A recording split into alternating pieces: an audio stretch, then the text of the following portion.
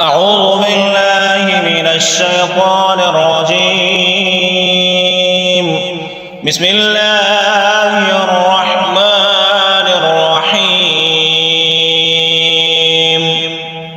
إن ربك يعلم أنك تقوم أدنى من ثلثي الليل ونصفه وثلثه وطائفة من الذين معك والله يقدر الليل والنهار علم أن لن تحصوه فتاب عليكم فاقرؤوا ما تيسر من القرآن علم أن سيكون منكم مرضى وآخرون يضربون في الأرض يبتغون من فضل الله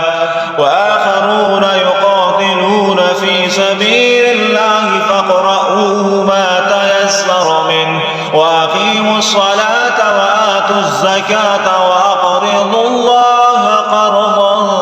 حسنا وما تقدموا لأنفسكم من خير